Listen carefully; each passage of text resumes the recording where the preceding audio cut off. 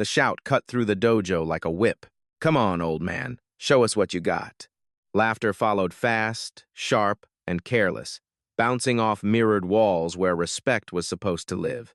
The room smelled like sweat and disinfectant, that clean chemical bite that tried to pretend this place was pure. Bare feet squeaked softly on the mats. A ceiling fan hummed above it all, steady and indifferent. Sensei Brandon Cross stood at the center of the mat like it belonged to him. His black belt sat perfectly at his waist, not tight, ends even, the kind of neatness that looked practiced for an audience. He wore confidence the same way he wore his gi, crisp and spotless, as if nothing in the world could touch him without permission. Across the room, half in shadow near the wall, Andre Bishop kept sweeping. He was older, lean, and quiet, wearing a work jacket that had seen too many late nights. His broom moved in slow, deliberate strokes, pushing dust toward a corner no one ever looked at. The bristles whispered against the mat, soft and rhythmic, like a metronome nobody noticed. The citrus sting of the floor cleaner clung to the air around him. His hands were rough, the kind that had earned their calluses without applause. A circle of students had formed around the center, stretching, whispering, smirking. Phones were already in a few hands, screens tilted just enough to be sneaky, not enough to be honest. Lena Ruiz stood near the back, her arms folded, her weight on one heel. She had the tight, alert look of someone who listened more than she talked. When the laughter hit the wall and came back, she felt it like a draft under a door. Cross turned his head toward Andre as if noticing a piece of furniture. "You!" he called, voice bright with amusement. "Janitor!" The word landed heavier than it should have. A couple students snickered again, louder this time, grateful they were not the target. Andre's broom slowed, then stopped. He did not look up right away. He guided the bristles into a neat line, as if finishing a sentence before answering. The motion was too smooth, too measured, like a habit built from something stricter than mopping. Then he lifted his eyes. "Sensei," he said. One simple word. No edge, no apology, just acknowledgement. Cross stepped forward, hands on his hips, performing the moment like a lesson the class had paid for. "You've been cleaning this place for months," he said, loud enough for everyone to hear. "Watching real fighters work. Ever wonder what it's like to actually be one?" Laughter again, a little louder, a little crueler. It rolled over Andre like a wave looking for something to knock down. Andre's grip tightened around the broom handle, not in anger, but in control. His shoulders stayed loose. His breathing did not change. Lena's stomach turned. She had seen Cross tease cocky students, seen him humiliate challengers who came in bragging. But this was different. This wasn't correction. This was entertainment. Someone near the front whispered, half excited, half uneasy. "He's not really going to make him fight, right?" Cross heard it and smiled wider, as if the doubt fed him. "Don't worry," he said. "I'll go easy on him." That line sparked a fresh ripple of laughter, the kind that made it safe to be mean. Andre did not laugh. He did not flinch. He just stood there with the broom like it belonged in his hands more than any belt. Cross pointed at Andre's chest. "Come on, step up here." For a beat, the dojo held its breath. Even the fan seemed quieter. Andre looked past Cross, past the students, past the mirrored wall that reflected a crowd waiting to see someone smaller get pushed around. His gaze came back calm and steady. He set the broom down gently against the wall. The broom made a dry tap as it touched. It was a small sound, but it cut through the room in a way laughter could not. A few students stopped smiling without realizing it. Andre stepped forward. He moved with no hurry, no swagger, no need to announce himself. The mat did not squeak under his feet. He walked like he had spent years learning where to place weight so it made no noise. Cross's grin held, but it tightened at the edges. "You got a name?" he asked, still playing to the room. Andre said. Cross looked him up and down like he was deciding how hard to push. "All right, Andre," he said. "You're going to help me teach these kids a lesson." Andre's eyes stayed on Cross. "Make sure it's the right one," he said. The words were quiet, almost polite, but they landed wrong in the air, like a note out of tune.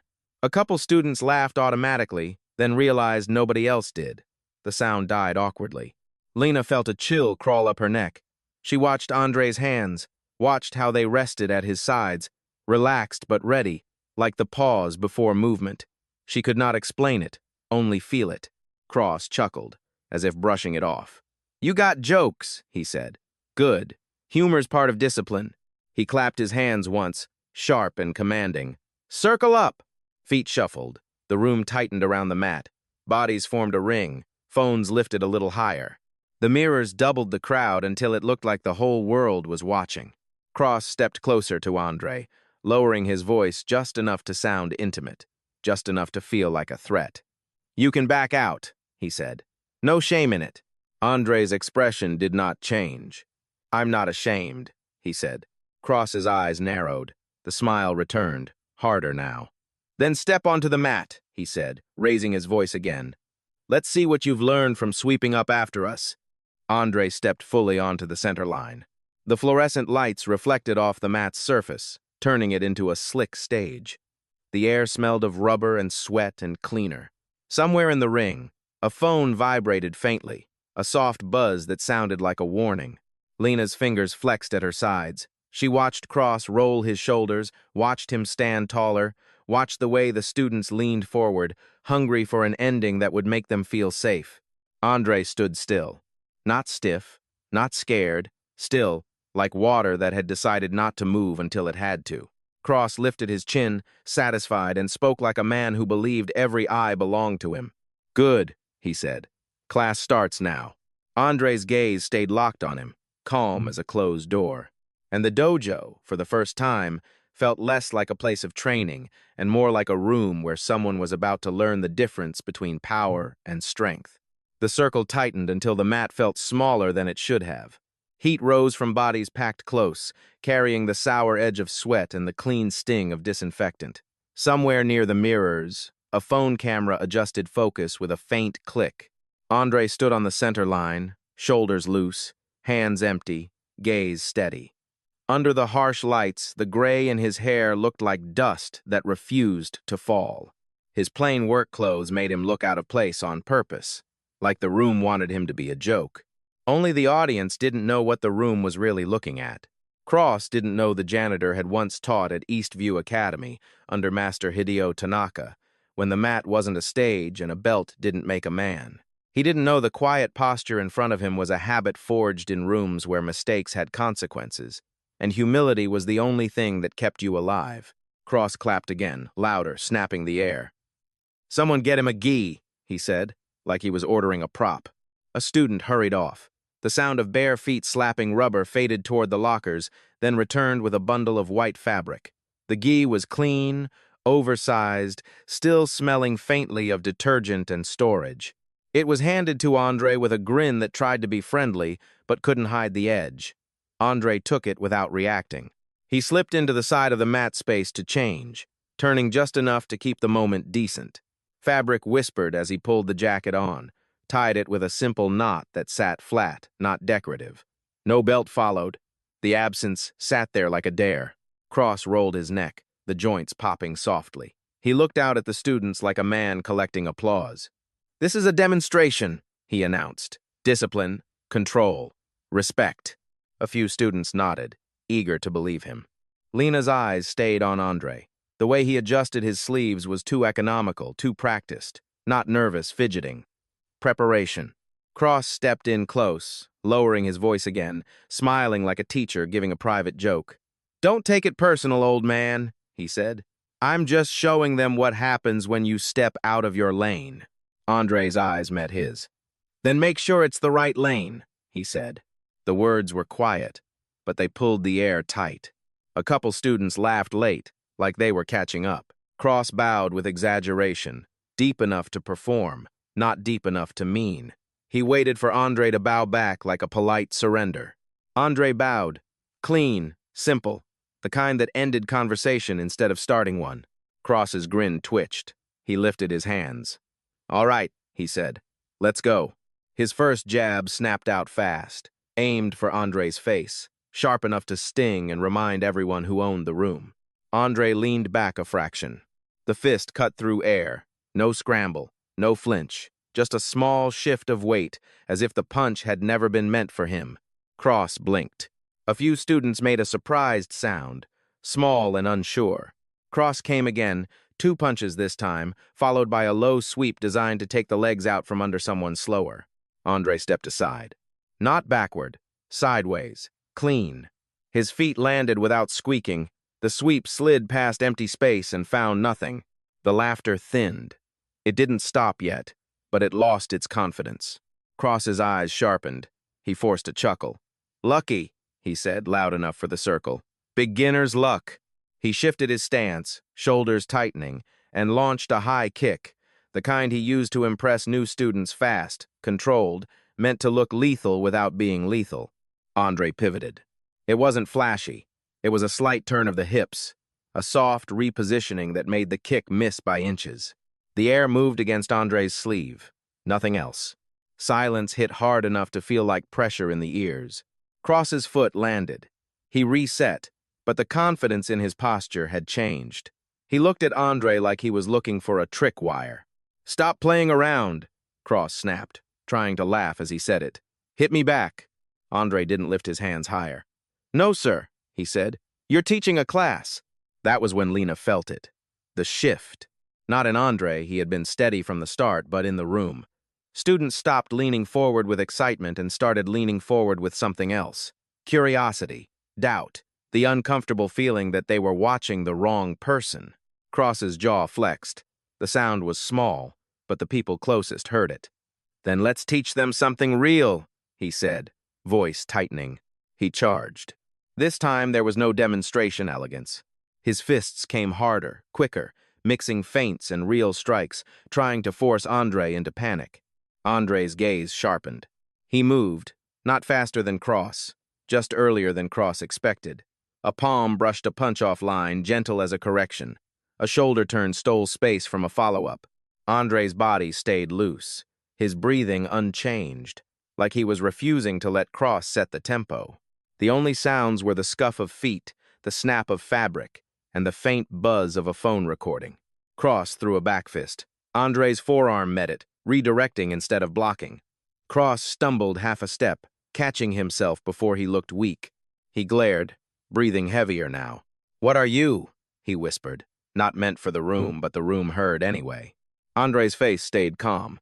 "Just the janitor," he said. Cross's pride flared, hot and stupid. He lunged again, a straight punch meant to land clean. Andre shifted inside the line. His hand met Cross's wrist firm, precise.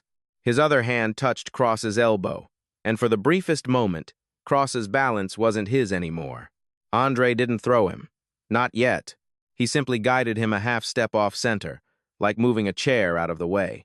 Cross recovered, but his eyes widened a fraction. He felt it. The difference between resisting force and losing control. Around them, the students didn't laugh at all now. They watched with their mouths slightly open, like they were witnessing something they didn't have words for. Lena's pulse hammered in her throat. Her hand drifted toward her pocket, fingers brushing her phone without thinking. The screen was warm through the fabric, like it already knew what was coming. Cross raised his hands again, but the showman grin was gone. He was still standing in the center of his dojo. He just wasn't sure it belonged to him anymore. Cross circled once, fast enough to look in control, slow enough to think. The lights glazed the mat in a pale sheen, and his reflection multiplied in the mirrors behind him, one man turning into many, all of them watching, all of them waiting for him to fix this. He forced a laugh that sounded too thin. "All right," he said, voice louder, sharper. "You've got decent footwork. I'll give you that." Andre didn't answer. His stance stayed quiet, hands relaxed, chin level. He looked less like someone bracing for impact and more like someone listening. A student near the edge swallowed hard. Another shifted their phone higher, as if the camera could stabilize what the room couldn't. Cross snapped into motion.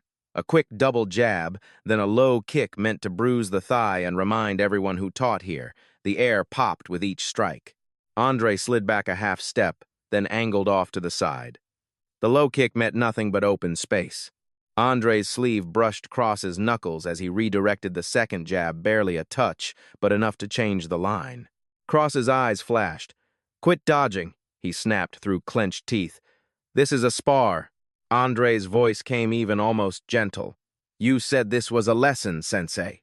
Cross's nostrils flared. Then teach, he spat. Hit me back. Andre shook his head once. No, sir, you're teaching a class. The line landed like a slap, not because it was loud, but because it wasn't. Cross's authority had always been volume and certainty. Andre's was something else, stillness that didn't ask permission. A murmur ran around the circle, nervous and low. He's not scared, someone whispered. Cross heard it. His posture stiffened as if the words hooked into his spine. He launched forward again, faster, throwing a combination he'd drilled into his students for years straight. Hook, body shot, then a sweeping finish that usually brought applause. Andre moved with him, not away from him. His torso turned just enough to let the straight pass. His forearm met the hook and guided it past his ear like redirecting a door. His hand checked the body shot without force, just placement. Then he stepped over the sweep and landed in a position that made Cross feel like he was swinging at air inside a narrow hallway. Cross pulled back, breathing heavier now. Sweat darkened the edge of his collar. The circle felt tighter, hotter. The fan above kept humming, indifferent. "Stop playing around," Cross barked, trying to cover the crack in his voice with anger. "You're making me look—" He cut himself off. Andre didn't blink. "I'm not making you look like anything," he said. "You're doing fine." A few students made a small, shocked sound. Not laughter, not cheers, something closer to disbelief. Cross's face flushed deeper. He snapped into a high kick, sharp, controlled, aimed to graze the shoulder and look dramatic. His foot cut a clean arc through the air. Andre pivoted in place. His head moved a fraction. The kick missed by inches again, close enough to stir the fabric of Andre's gi. Silence swallowed the room. Cross's foot hit the mat. The impact was loud, a dull thud that sounded like impatience. He reset, shoulders rising, hands tight. Andre's breathing stayed the same. Cross leaned forward, eyes narrowing. "What is this?" he muttered, quieter now, as if the dojo itself might hear the truth. "Some kind of trick?" Andre's gaze stayed steady. "No trick." Cross took a step in, too close. Invading space like intimidation could still work. "Then why won't you fight?" Andre's lips parted just enough for the words to come out clean. "Because you're not looking for a fight," he said. "You're looking for a win." The students shifted. A phone buzzed somewhere in the ring, a quick vibration like a pulse. Lena's fingers tightened around the device in her pocket, nails pressing into the case. Cross's mouth twitched, trying to form a smile that wouldn't hold. "Fine," he said. "You want real? I'll give you real." He dropped into a deeper stance, shoulders squared, jaw set. His eyes weren't gleaming with amusement anymore. They were hard with something uglier. He charged. The first punch came straight down the line, full commitment. The second followed, heavier. Cross tried to overwhelm Andre with speed and force, to drag him into chaos where technique didn't matter. Andre's eyes sharpened. He didn't meet force with force. He met it with timing. A small shift of his front foot stole Cross's angle. Andre's palm brushed Cross's forearm, turning the punch away. His other hand met Cross's elbow, not striking, just placing. Cross's shoulder rotated an inch too far and his balance shifted without permission. Cross stumbled half a step. The room made a collective intake of breath. Andre did not capitalize. He simply stepped back into the center line and waited, hands still relaxed. Cross stared at him, chest rising and falling. "Why are you—" he began. Andre's voice cut through, calm and clear. "Stop," he said, not loud, not begging, a command disguised as courtesy. Cross's jaw clenched, his pride pressed harder than his lungs. "Don't tell me to stop," he hissed. Andre looked at him the way a teacher looks at a student who keeps rushing. "You're teaching them," Andre said, nodding slightly toward the circle. "Teach them control." Cross glanced around and saw it no smiles, no admiration, only uneasy eyes. The crowd he fed on wasn't feeding him anymore. It was watching him fail. His face tightened. "All of you," he snapped to the students, voice louder again, desperate to reclaim the room. "Watch closely. This is what happens when someone thinks they can disrespect the mat." Andre didn't respond to the speech. He just adjusted his footing a hair, a quiet repositioning that suggested he was ready for whatever came next. Cross raised his hands again. The air felt thin, and for the first time, Andre took one slow step forward, closing distance, instead of giving it like a warning you could feel before you understood it. Cross's eyes flicked to that step, and something in his expression shifted. Not fear, recognition. Like he had finally realized he wasn't chasing a janitor anymore. He was chasing a lesson he couldn't control. Cross moved first, as if motion could drown out what he was starting to feel. He snapped a feint toward Andre's eyes, then drove a real punch low, aiming for the ribs. His shoulders were tight now, every muscle trying to force the moment back into a shape he understood. The fabric of his gi hissed with each turn, damp at the collar. Andre didn't retreat. He shifted his weight into the smallest angle, letting the feint pass like a shadow and guiding the real punch off its line with a soft brush of his palm. It wasn't a block that made noise. It was a correction, barely contact, barely visible, and somehow more humiliating than getting hit. Cross's breath hitched. He threw a back fist anyway, then a knee, then another punch, faster and uglier, trying to create impact where none existed. Andre's defense flowed like water finding cracks. A shoulder roll here, a step that stole space there, a forearm that redirected without force. Cross's strikes kept arriving and dying in the wrong place, his momentum turning into his enemy. The circle around them held still, as if the students were afraid their breathing might tip the balance. Phones hovered at chest height now, no longer playful. The glow of screens painted pale rectangles across anxious faces. Lena watched with her mouth slightly open, her pulse loud in her ears. She had trained under Cross long enough to know his patterns. She had never seen them dissolve like this. Cross tried to reset, jaw clenched, eyes burning. Sweat rolled down his temple and caught the light before disappearing into his collar. He swallowed hard, then launched a spinning roundhouse, big, dramatic, a finisher meant to end the story in a single clip. His heel cut through the air with a clean whistle. Andre leaned forward an inch. That was all. The kick missed by centimeters, passing behind Andre's head close enough to stir his hair. Cross landed off balance, foot skidding slightly on the mat. The sound of rubber scraping rubber rang out like a mistake. A few students flinched.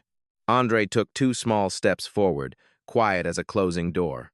He raised one hand and tapped Cross's shoulder light as a falling leaf. Cross blinked, confused for a half second, because his body felt the contact before his pride could interpret it. What was that supposed to be? He snapped, forcing anger into his voice. Andre met his eyes. First warning, he said. The words were soft. The effect was not. Silence thickened, heavy enough to taste. Even Cross's reflection in the mirror looked shocked, like it didn't recognize him. Cross's lips pulled back in something that tried to be a smile. It failed. Warning? He said, voice cracking slightly. You think you can warn me in my own dojo? He lunged. This time there was no technique meant for teaching. There was only emotion, wild, fast, reckless. His punches blurred, shoulders pumping, feet slamming the mat too hard, too loud. The air snapped with each miss. Andre's movements sharpened. Not bigger, not flashier, just cleaner. He let Cross's first punch slide past, then checked the second with a precise touch that turned Cross's wrist outward. Cross tried to follow with a hook. Andre angled off and let it cut through empty space, the force pulling Cross forward into nothing. Cross growled and threw another straight. Andre caught his wrist. It happened so quickly it didn't look like a grab. It looked like Cross's arm simply stopped obeying him. Andre pivoted. His hips turned with a smooth, economical rotation, and Cross's balance went with it. One moment Cross was charging. The next, the mat rose up to meet him. The slap of impact echoed like thunder. Cross hit hard enough that the sound bounced off the mirrors and came back louder. A gasp tore through the circle. Someone took an instinctive step backward. Another student's phone dipped, then lifted again, as if their hands were shaking. Cross lay there for a fraction of a second, stunned, cheek pressed to the mat, breathing loud. The room smelled suddenly sharper sweat, rubber, and the metallic tang of embarrassment. He pushed himself up, palms sliding slightly, and scrambled to his feet. His face was flushed red, eyes wild with disbelief. His chest heaved like he'd been sprinting. Andre had already stepped back. He stood still, hands at his sides, expression calm, almost regretful. He didn't posture. He didn't celebrate. He simply waited, as if the noise in the room might settle if given time. Cross stared at him, blinking hard. "No," he whispered, then louder. To the room and to himself. "No." That. His voice broke into anger to hide the crack. That was luck. Andre's gaze didn't waver. "You asked for a spar," he said. "I'm still holding back." That line landed harder than the throw. A low, shocked murmur rippled through the students. The earlier laughter was gone, replaced by something uneasy like the room had been flipped and nobody knew where the floor was. Lena's hand moved before her mind could argue. She pulled her phone out, thumb hovering. The screen was already awake, bright in the dimness of the crowd. The camera icon stared back at her like a choice. Cross's eyes flicked toward her, sharp and possessive, and her thumb froze. Andre didn't look at the phones. He looked at Cross.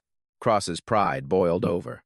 He lifted his hands again, shaking slightly, not from fear, but from rage. He took a step forward, then another, trying to force the world back into a story where he won. Andre's voice came out calm, almost sad. "That's enough," he said. Cross didn't listen. He surged forward one more time, desperate to erase the sound of his own body hitting the mat. Andre moved. Not violent, not showy, just absolute control. He intercepted Cross's arm, turned his wrist, and guided him into a lock that stopped short of breaking. Cross's breath caught in his throat with a sharp gasp. His eyes widened, the whites bright under the fluorescent lights. The dojo didn't move. Even the fan seemed quieter now. Andre held the lock for a heartbeat long enough for Cross to feel what could happen, and then released him gently, like letting go of a truth. Cross staggered back, clutching his arm, blinking hard. His mouth opened, but nothing came out. Andre lowered his hands and bowed once, respectful and final. He turned, walked to the corner, and picked up his broom. The bristles scraped softly as he lifted it. The sound ordinary again, like the world trying to pretend it hadn't just changed. Andre looked toward the circle of students, eyes calm. "Class dismissed," he said quietly. Nobody laughed. Lena's phone trembled in her hand, recording light unlit but ready, as if her instincts were still catching up. And in the mirrors, Sensei Brandon Cross stared at his reflection like it belonged to someone else. The dojo should have emptied out with the usual rush water bottles clattering, belts being untied, the last jokes bouncing toward the door. Instead, it drained slowly, like everyone was afraid the room might remember their faces. Whispers hung in the air, thin and persistent. He took Sensei down with one hand. "Cross never even hit him. Did you see that wrist lock?" The fluorescent lights buzzed. The mat still held the faint heat of bodies. Somewhere near the lockers, a faucet dripped in a steady, irritating rhythm. Lena stayed near the mirrors, pretending to retie her belt. Her fingers moved too fast, too clumsy. She could still hear the sound of Cross hitting the mat, one dull slap that had silenced the entire room. Sensei Brandon Cross reappeared from the locker room with his gi jacket half undone and his belt pulled tighter than before, like he could cinch his dignity back into place. His face was flushed, not from exertion, but from something deeper and uglier. He walked across the mat with deliberate steps, each one too controlled, too measured. The students' whispering died the moment he entered.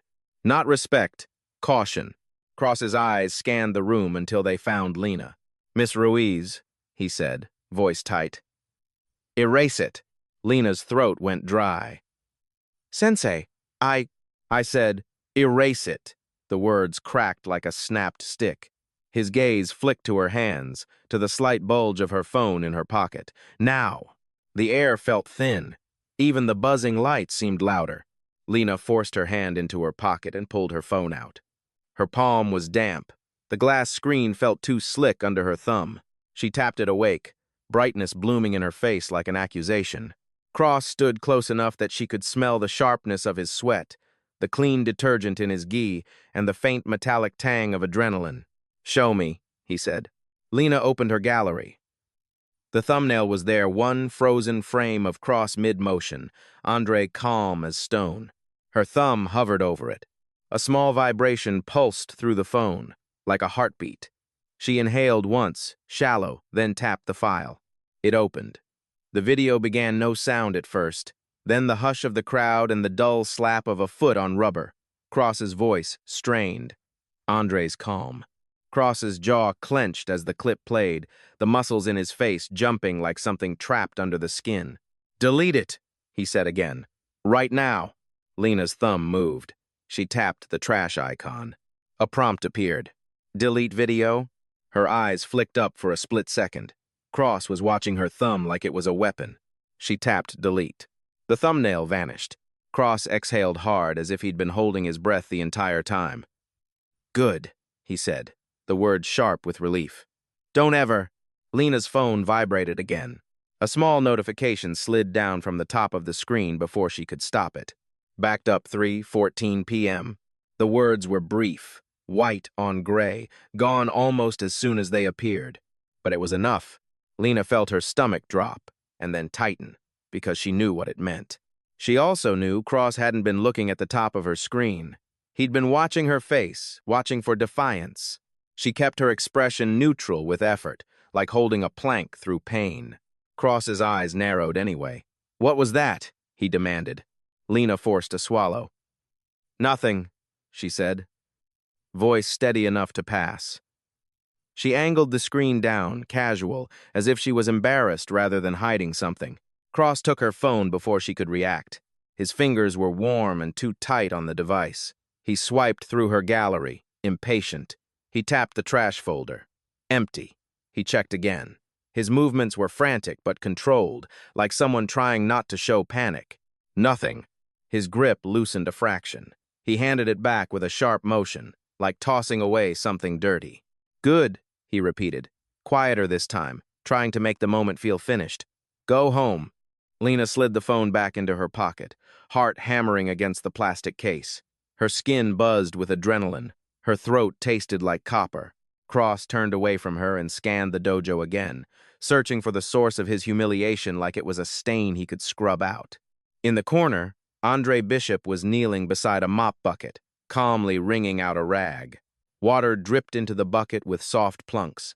The smell of cleaner rose again, crisp and indifferent. Cross's shoulders squared. He crossed the mat toward Andre with the same deliberate steps, as if he could walk on anger and not sink. Andre didn't look up at first. He wiped the edge of the mat where a shoe scuff had left a mark, slow and thorough, as if the room's tension didn't exist. Cross stopped a few feet away. "You enjoy that?" he demanded. Andre kept wiping. "Enjoy what, Sensei?" Cross's voice rose. "Making a fool out of me in front of my students." Andre set the rag down carefully, then stood. He moved like he had all the time in the world. His eyes met Cross's without challenge, without fear. "I didn't mean to make anyone a fool," Andre said. Cross took a step closer. Too close. "Then what was it?" he snapped. "Some trick. His voice caught, then hardened. "You think because you threw me once, you're my equal?" Andre's expression didn't change, but something in his gaze tightened like a door closing quietly. "You said it was a spar," Andre said. "I only gave what you asked for." Cross's lips curled. "You embarrassed me in my own dojo." Andre's voice stayed calm. "No, Sensei," he said. "Your pride did that." The words landed in the room like a weight. A couple students who hadn't left yet froze near the shoe rack, pretending not to listen while listening to everything. Cross's face flushed darker. His eyes darted toward them, then back to Andre. "Who are you really?" he demanded, the question sharp and desperate. Andre's gaze didn't waver. He looked past Cross for a second, to the broom leaning against the wall where he'd left it, to the clean line of the mat, to the quiet corner that never belonged to anyone important. Then he looked back. "I'm nobody special," Andre said. Cross's jaw worked, searching for another angle, another way to regain control. But the dojo didn't feel like it was his anymore. Not with the air still carrying the echo of that impact. Not with Lena's phone warm in her pocket, holding something Cross thought he'd erased. Cross didn't let the silence settle. He stood there like a man staring at a locked door, convinced the right pressure would make it open. The lights made hard shadows under his brow. His pupils looked too bright, as if anger had sharpened them. "Nobody special," he repeated, tasting the words like an insult. "You expect me to believe that?" Andre's gaze stayed level. The mop bucket beside him gave off a clean, citrus bite. Water in the bottom trembled faintly with each shift of weight, rippling in thin rings. "I'm here to work," Andre said. "That's all." Cross took another step, stopping just short of touching him. He kept his voice low, but it carried every student near the shoe rack heard it anyway. "You don't move like that by accident," Cross said. "You don't do that to a black belt by working." Andre didn't flinch at the title. He didn't look at the belt. His eyes stayed on Cross's face, the place where ego lived. Cross's jaw flexed. "Where did you learn?" he demanded. Andre hesitated for the first time, not from fear, but from something older. His eyes dropped to the matte, clean lines, scuff marks, the faint outline where a foot had slid too hard. He inhaled slowly, then exhaled as if deciding to let the truth be small. "A long time ago," Andre said. "That's not an answer," Cross snapped. His voice rose a notch. "You came into my dojo and—" Andre cut him off without raising his voice. "You invited me onto your mat." The words landed like a small correction. Cross's mouth opened, then closed. A muscle jumped in his cheek. He tried again, quieter, sharper. "Who trained you?" Andre's eyes lifted. "Eastview Academy," he said. The air changed. It wasn't dramatic in sound, no gasp from the ceiling fan, no sudden music, but the room itself seemed to tighten. The students at the shoe rack stopped pretending. A couple of them turned their heads fully now, drawn by the name like it was a siren. Lena, halfway to the door, froze with her bag strap in her hand. Her eyes widened, the recognition immediate and involuntary. "East View," she repeated, voice barely above a whisper. Cross looked at her as if she'd betrayed him by reacting. "What about it?" Lena swallowed. Her throat bobbed. "That's—" She stopped, searching for words that wouldn't sound like worship. "That's one of the oldest schools in the country." A hush fell over the mat again. Even the dripping faucet in the back seemed louder in comparison. Cross's eyes narrowed. He turned back to Andre, skepticism hardening into something uneasy. "You expect me to believe you trained at Eastview?" he demanded. "And you're here cleaning floors?" Andre gave a small shrug, almost tired. "Believe what you want." Cross's pride bristled at the indifference. He stepped in closer, voice sharp. "No, you don't get to walk away from this." He gestured toward the mirrors, toward the students. "You humiliated me." Andre's expression stayed calm, but his tone sharpened just enough to cut. "I didn't humiliate you," he said. "I protected your students." That landed differently. A student near the rack shifted uncomfortably, gaze dropping. Another hugged their belt tighter around their waist as if it could shield them from what they'd laughed at earlier. Cross's lips parted, searching for a response that would regain control. "Protected them from what?" he scoffed. "A lesson?" Andre's eyes didn't move. "From thinking strength is loud," he said. "From thinking respect is fear." For a beat, Cross looked like he might explode. Then Lena stepped forward, the movement small but decisive. Her shoes squeaked lightly on the mat edge. She stopped at a respectful distance, but her voice was steadier now. "You trained under Master Hideo Tanaka?" she said. The name hit the room like a sudden drop in temperature. A couple students blinked. One of them mouthed the name silently, as if checking if they'd heard right. Another's phone slipped lower, forgotten. Cross's face tightened. "What?" he snapped at Lena. "Don't say things you can't prove." Lena's eyes flicked to Andre, asking without asking. Andre looked at her, and for the first time there was the faintest shift in his expression, something like recognition, something like respect. A small, almost invisible curve tugged at the corner of his mouth. "You know your history," Andre said. He didn't confirm it with a speech. He didn't deny it either. He simply let the words exist. Lena's breath caught. "That means you're—" she started. Andre lifted one hand slightly, not stopping her, just softening the moment. "He taught me," Andre said. "Everything I forgot." The room went still again, but this time it wasn't the stunned silence of a crowd watching a man fall. It was the quiet of people realizing they were standing near something sacred without knowing it. Cross stared at Andre, the way someone stares at a headline they don't want to be real. "Hideo Tanaka," Cross repeated, slower now, as if saying the name carefully could make it less threatening. "That's decades ago?" Andre nodded once. "That's right," Cross's confidence didn't return. It twisted into something else, doubt, then anger trying to cover the doubt. "And you're telling me you're one of his students," Cross said, voice tight. "One of the few." Andre's eyes held his. "One of the last," he said. That line sank deep. Cross swallowed. His throat moved hard. He looked away for a fraction of a second, toward the mirrored wall, toward his own reflection, the belt, the clean gi, the posture he'd rehearsed for years. For the first time, it looked less like authority and more like costume. He looked back at Andre, and his voice came out lower, quieter, edged with something he couldn't name. "Why?" Cross asked. "Why would someone like you be here?" Andre's gaze drifted to the mop bucket, to the broom leaning where he'd left it, ordinary tools in an ordinary corner. "Because it keeps me grounded," Andre said. He let the words sit without decoration. No sermon, no performance. The students didn't move. Lena's eyes stayed fixed on Andre as if she was afraid he might vanish if she blinked. Cross stood there breathing through his nose, pride and shame grinding together behind his eyes. He wanted to say something that would put him back on top of the room. Instead, he only managed one question, smaller than all the others. "You used to teach," he said.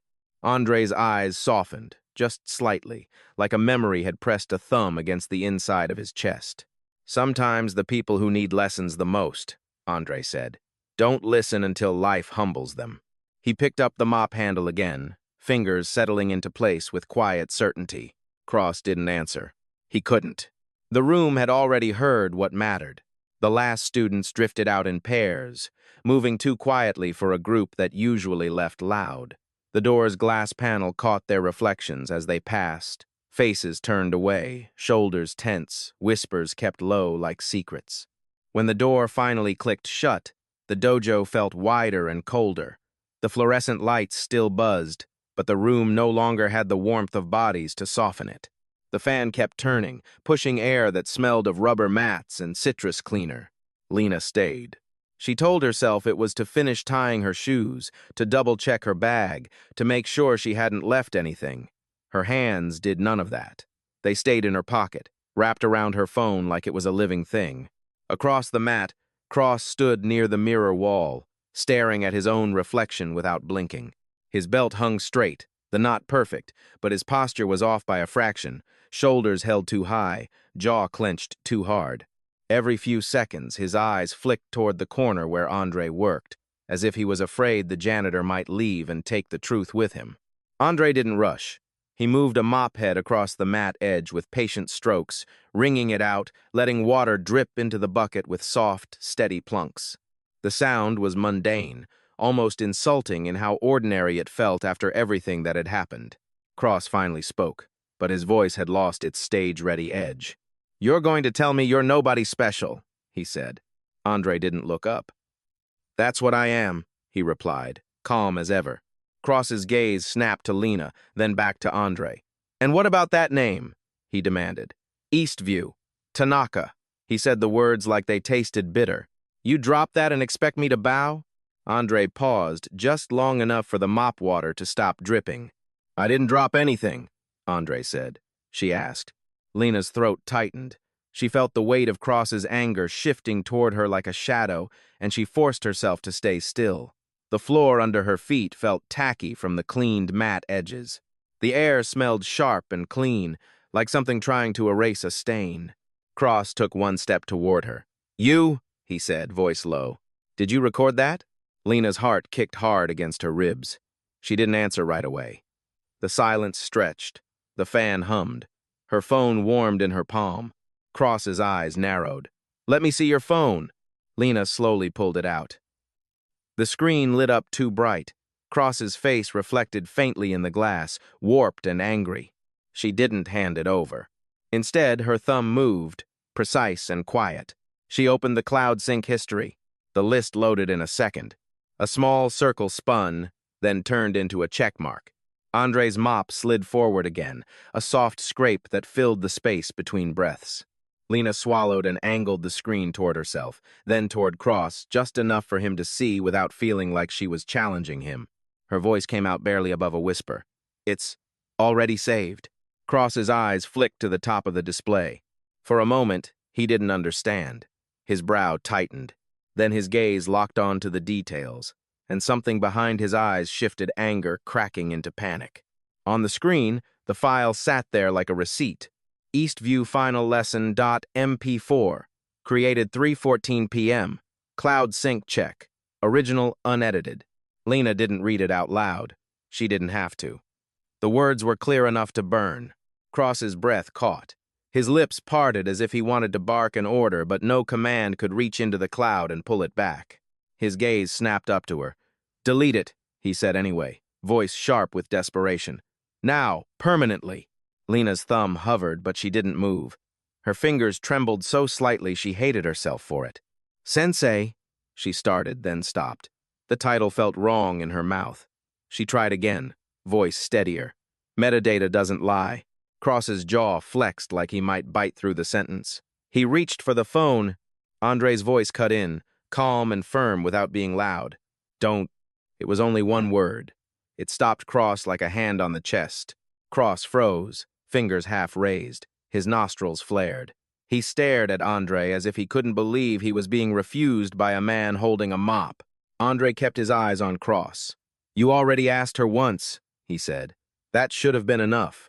Cross's shoulders rose and fell with a harsh breath. He turned back to Lena, voice dropping into something colder. "You understand what you're doing?" he said. "That video can destroy me." Lena felt her pulse in her fingertips. The phone screen vibrated faintly with another sync confirmation, a tiny buzz that sounded like a door locking. She didn't look away. "You destroyed yourself," she said, and surprised herself with how clean the words came out. Cross's face flushed darker. He opened his mouth, then shut it, the way someone does when they realize shouting won't fix the math. Andre's mop bucket creaked as he nudged it closer. The smell of cleaner sharpened again, crisp and unforgiving. Cross turned toward Andre, voice tight. "So this is it?" he said. "You come in here, you take me down, and now you let my student hold my reputation hostage?" Andre's gaze stayed steady. "Nobody's holding anything," he said. "The truth doesn't need a grip." Cross's eyes flicked to the mirror wall. His reflection looked wrong, belt straight, face twisted, posture fractured. He swallowed hard, throat working like he was choking on his own pride. He tried one last angle, softer, almost pleading. "Andre," he said, using the name like it cost him. "Tell her to erase it." Andre shook his head once. "I don't control her," he replied. "You're the one who tried to." Lena's phone screen dimmed, then brightened again as her thumb nudged it awake. The file remained. The details remained. A quiet, permanent record. Cross stared at the screen for a long beat, then looked away like it hurt. When he spoke again, his voice was smaller. "Why didn't you hit me sooner?" he asked, almost to himself. Andre's answer came simple and steady. "Because you weren't ready to learn." The words landed without drama, but they filled the dojo like smoke. Lena slipped her phone back into her pocket, the device still warm, still holding proof that couldn't be shouted into silence. Cross stood between the mirrors and the mop bucket, breathing through his nose, realizing that for the first time in his life, a room full of clean walls and polished trophies couldn't protect him from what he'd done on his own mat. And the quiet was worse than any crowd. Rain began the way doubt begins, quiet, steady, impossible to argue with. It ticked against the dojo roof and slid down the windows in thin trails that caught the streetlight outside. Inside, the fluorescent lights were dimmer than usual, some of them flickering at the edges. The mats had been wiped down and left to dry, their surface slightly tacky, smelling of citrus, cleaner, and rubber. Sensei Brandon Cross sat alone at the center of the mat, knees folded under him. His black belt lay straight across his lap. The mirrors around him reflected a man who looked composed until you noticed his hands, fingers, flexing and releasing, like he was trying to shake something off his skin. A distant car passed outside, tires hissing on wet pavement. The sound faded, and the dojo returned to the steady rhythm of rain and breath. The door opened. Andre Bishop stepped in, wearing his work jacket, shoulders relaxed, hands in his pockets. His shoes left a faint, damp print on the entry mat. He paused long enough to close the door gently behind him, and the latch clicked with a soft finality. Cross stood quickly, too quickly. then caught himself and slowed, as if he didn't want to look eager. "You said you wanted to talk," Andre said. Cross bowed, not deep, not theatrical. The movement was small, but it cost him. His throat worked as he swallowed. "I do," Cross replied. His voice was quieter than it had ever been in front of a class. "I need to understand what you did." Andre studied him for a moment. The rain's reflection moved across the glass behind him like slow motion. He nodded once. "Put on your gi," Andre said. Cross hesitated, then reached for the folded uniform near the wall. Fabric whispered as he pulled it on. The belt knot took longer than usual. His fingers felt clumsy, like he'd forgotten how to tie it without making it a symbol. When he stepped back onto the mat, he stood straighter out of habit, then let his shoulders drop a fraction, copying Andre's calm without realizing it. Andre didn't change clothes. He didn't need to. He stepped barefoot onto the mat in his work jacket, the soles of his feet quiet, the movement ordinary and precise at the same time. "No crowd today?" Andre said. Cross nodded. His eyes flicked toward the mirrors anyway, then back, embarrassed by the reflex. Andre raised one hand, palm open. "We don't fight," he said. "We move." Cross took a breath that tasted like cleaner and old pride. "All right." They faced each other at a respectful distance. The dojo felt different without phones, without whispers, without the pressure of an audience. The space between them was filled only by rain, the hum of the lights, and the faint squeak of fabric as Cross adjusted his stance. Andre stepped forward slowly, not like an attack, but like an invitation. Cross mirrored him, cautious. His feet placed themselves with the habits he'd taught others for years. Still, his weight felt wrong, too forward, too eager, too ready to win. Andre's hand met Cross's forearm lightly.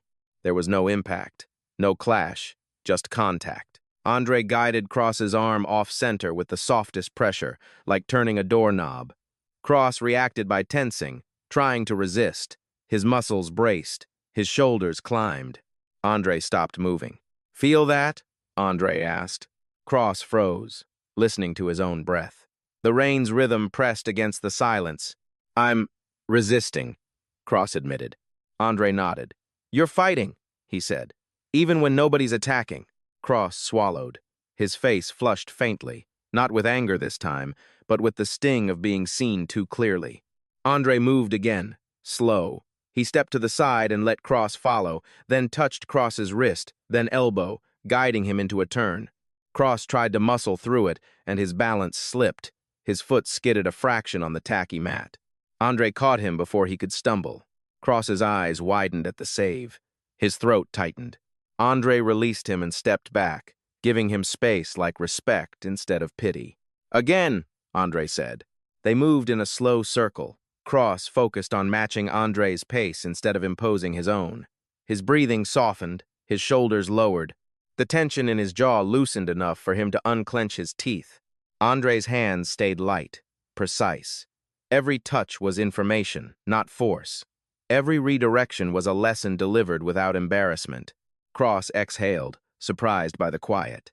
"It's like you're not even fighting," he said, the words slipping out before he could filter them. Andre's eyes stayed steady. "Because I'm not," he replied. "Real mastery isn't control over others. It's control over yourself." The sentence landed clean, not dramatic, just true. Cross felt it in his chest more than in his mind. Andre guided him into another sequence. A subtle step, a turn, a gentle sweep that unweighted Cross's foot. Cross started to fall, but Andre steadied him again, holding him upright as if the mat itself had decided to be merciful. Cross's breath came out as a short, incredulous laugh. "You could have dropped me," he said. Andre's voice stayed calm. "Dropping you isn't the point." Cross looked down at the mat, at the scuff lines, at the marks left by years of students trying to prove themselves. He saw his own reflection faintly in the glossy surface belt, gi, posture. For the first time, it looked less like status and more like responsibility. His voice came out low. "I taught them strength," he said, "but I never taught them humility." Andre's mouth softened into the smallest hint of a smile. "Then start now." Cross's eyes stung, not with tears yet, but with the pressure of something breaking open. He nodded once, slow. They bowed. This time it wasn't performance. It was mutual. The door opened again, and cool air carried in the smell of wet pavement. Lena Ruiz stood in the doorway, hood pulled up, a few raindrops clinging to her hair. She froze when she saw them, her sensei bowing toward Andre with his head lowered, his shoulders relaxed. Cross straightened and looked at her. The tension in his face was different now, still there, but quieter. "Lena," he said, voice steady. "Come in."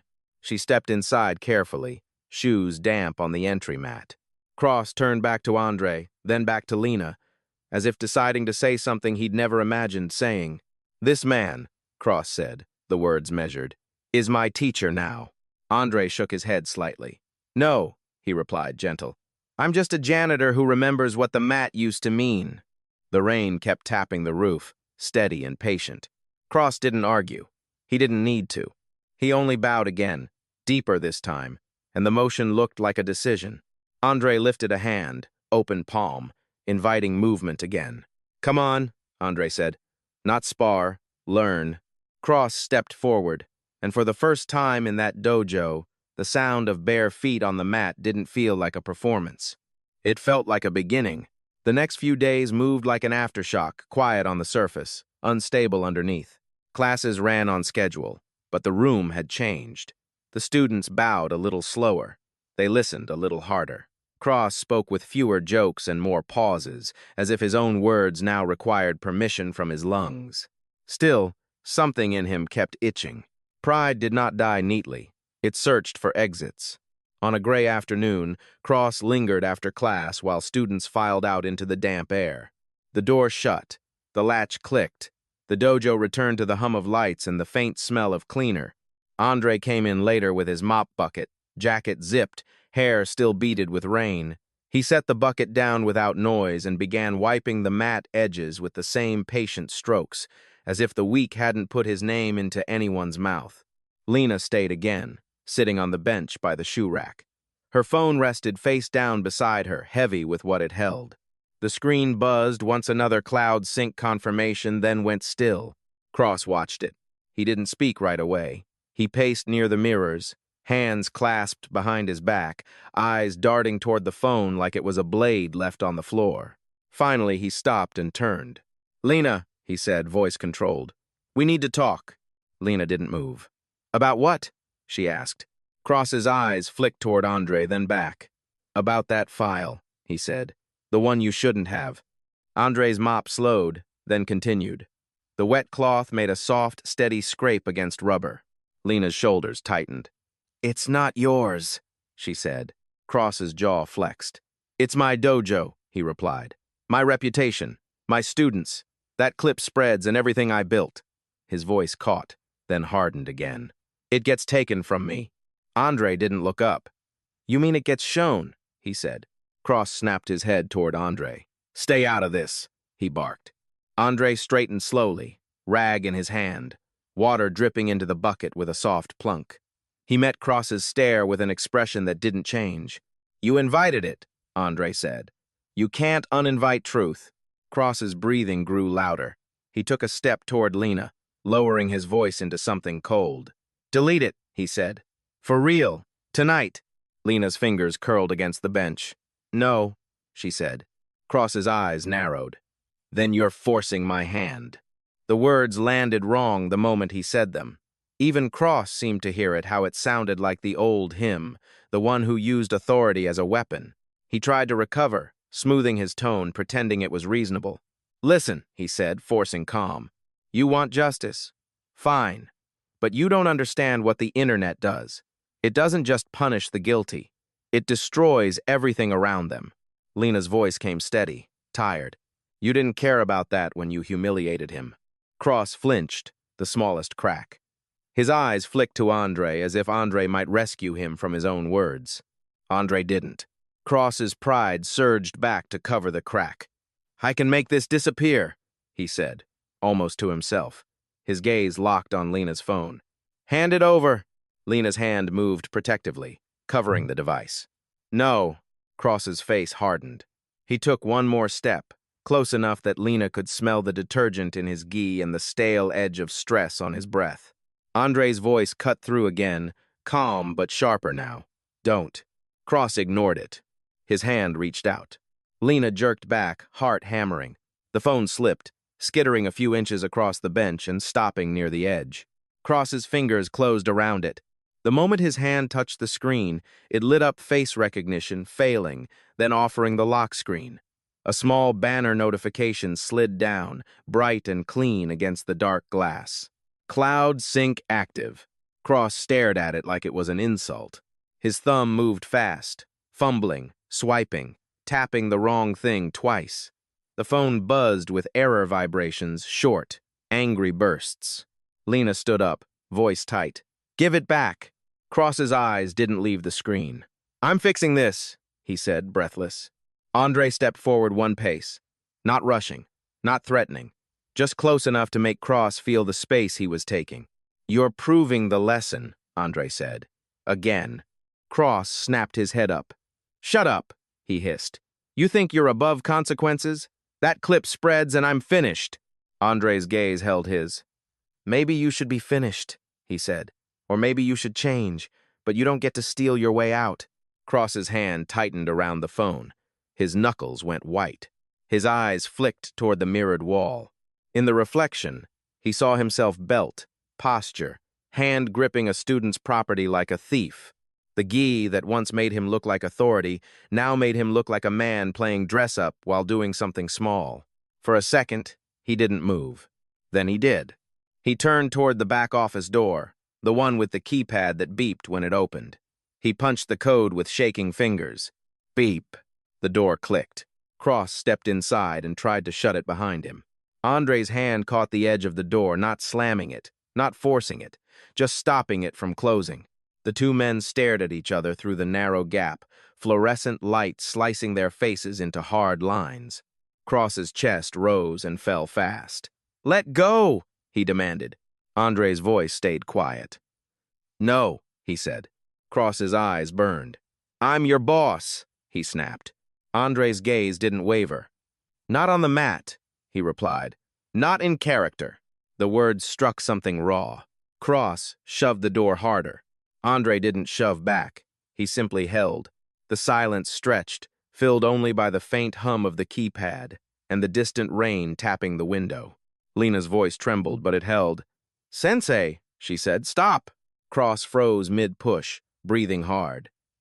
His eyes darted between Andre and Lena, between the phone in his hand and the mirror behind them.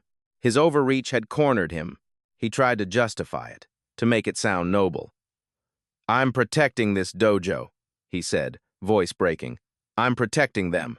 Andre's answer came like a final nail, calm and unavoidable. "Strength without humility is just chaos," he said. Cross's grip loosened by a fraction. He looked again at the mirror. This time he didn't see a sensei. He saw a man desperate enough to steal from his own student. His throat worked, his shoulders sagged, the fight leaking out of him like air from a punctured tire. Slowly, he turned and extended the phone back toward Lena. His hand shook. Lena took it with both hands, as if it were fragile. Cross stepped back from the doorway, blinking hard. The office light spilled onto the mat, a bright rectangle that looked like an interrogation lamp. He swallowed. He started, but the word died before it became a sentence. Andre released the door and stepped back, giving Cross room to stand on his own. Cross stared at the mat, then at Andre, eyes wet with something he couldn't name. He exhaled a long, broken breath, like someone surrendering to gravity. "I thought control made me strong," he said, voice low. Andre's reply was steady, almost sad. "Control over yourself does," he said. Cross didn't argue. He couldn't. He just stood there in the harsh light, finally seeing the shape of his own chaos. Weeks softened the sharp edges of the dojo. Not the walls, not the trophies. Those stayed the same, polished metal behind glass, framed certificates, the familiar scuffs at the baseboards where shoes kicked off carelessly. What changed was the air. It held fewer performances and more attention, like the room had learned to listen. Students bowed slower now, not because Cross demanded it, but because they felt the weight of it. The slap of bare feet on the mat became quieter, more deliberate.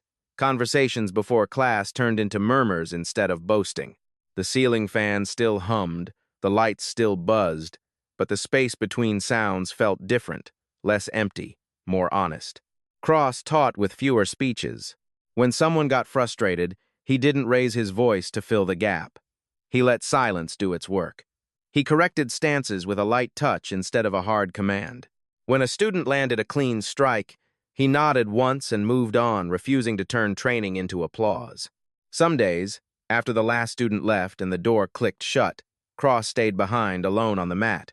He would sit for a few minutes with his belt folded in front of him, breathing in the faint citrus bite of cleaner and the rubber scent of the mats.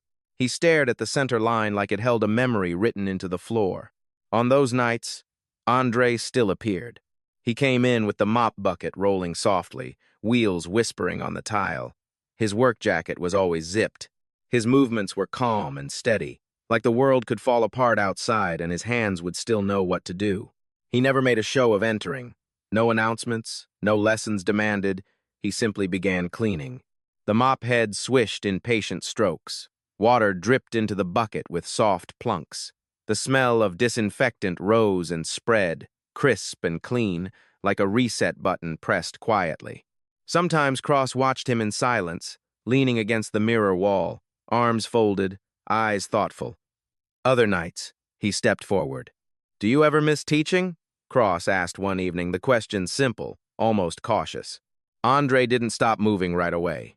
He finished a stroke along the mat edge, then wrung the mop once, water splashing lightly. He looked up. "Sometimes," Andre said. Cross's gaze stayed on him. "But teaching doesn't really stop," he said, as if testing the idea in his mouth. Andre's expression softened. "It doesn't," he replied. "It just changes uniforms." Cross let out a short breath, half laugh, half surrender. The sound echoed faintly against the mirrors. "I used to think strength was loud," Cross said, eyes dropping to the center line. "Like if I filled the room, nobody could question me." Andre rested both hands on the mop handle. The bristles dripped quietly. "And now?" he asked. Cross swallowed. "Now I hear myself," he said. "And it's not always pretty." Andre nodded once, as if that was the first honest belt Cross had earned. The rain came and went through those weeks. Some evenings it tapped the windows like a reminder. Other evenings the street outside stayed dry, the air warm and still. The dojo remained the same building, but it held a different rhythm.